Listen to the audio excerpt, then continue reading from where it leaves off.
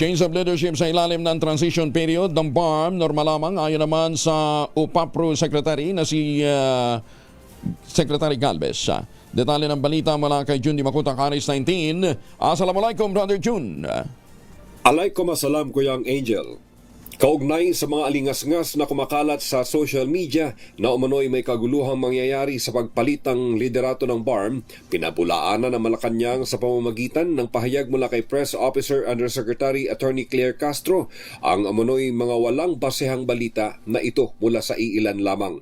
Sa public statement naman mula kay UPAPRO Secretary Carlito Galvez Jr., normal lamang umano ang transisyon na ito sa panahong dapat paghandaan ng Bangsamoro government ang mahalagang yugto. Ito'y ang nalalapit ng first parliamentary election ng BARM sa Oktubre nitong taong kasalukuyan na kailangan umanong mapagtuunan ng pansin ni outgoing ICM Ibrahim bilang chairman ng MILF at bilang presidente rin ng MILF political party ang UBJP.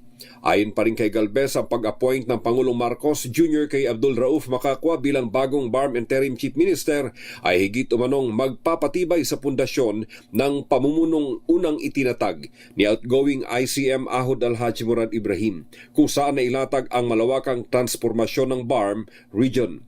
Habang si ICM Makakwa o Sami Gambar ay gumanap din sa mga napakahalagang role sa Bangsamoro Peace Process and Governance at bilang Chief of Staff ng Bangsamoro Islamic Armed Forces o itong BF-MILF, naging instrument din siya sa transition ng MILF mula sa revolutionary institution patungo sa political organization.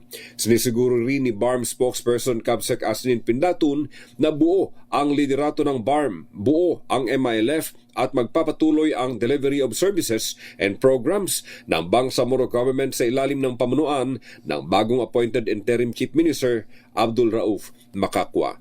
Mula sa Central Mindanao, RH19, Jun Di Makutak, DZRH, una sa Pilipinas, una sa Pilipino. Maraming salamat, Jun. Sukran.